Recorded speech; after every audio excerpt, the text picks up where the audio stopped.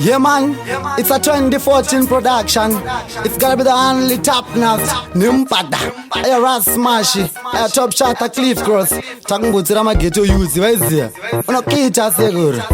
bombo clat zamizi mwari baba vapfanha vechidiki Zvovopera nenzira imwe chete vari kuramba vachienda kuti kune AIDS havasitomboketa kana ukavatuna vanotaura zvekupenga mwari baba vapfanha vechidiki Zvovopera nenzira imwe chete vari kuramba vachienda kuti kune AIDS havasitomboketa kana ukavatuna vanotaura zvekupenga vapfanha vechidiki vari kurarama life iri riski vari kupa zvemaTV zvinoitwa nanawizi kuti kune AIDS they take it very easy ukavaudza nezveAIDS unobvunzwa mazikwizi kuti uri doctor kana kuti nurse kuti kune AIDS havana kana stress kumhanya nezvimoko vari kuita kunge race each and every day vari kuchinja vari weba vapfanha vechidiki Zvovopera nenzira imwe chete vari kuramba vachienda kuti kune AIDS havasitomboketa kana ukavatuna vanotaura zvekupenga mwari baba vapfanha vechidiki Zvovopera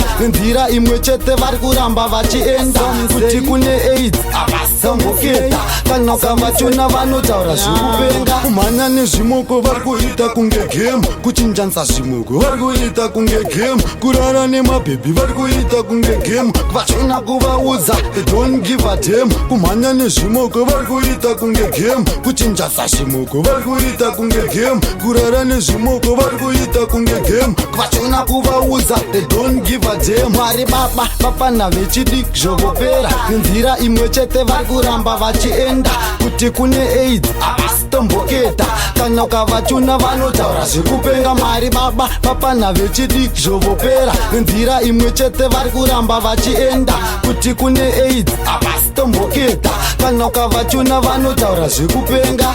What did me say? It's got the only Tapnasty Nimpada Era Smash Wagwan Pen&Paper Records Easy top shot a Cliff Cross Easy Fallon Razukchambo nukira seguro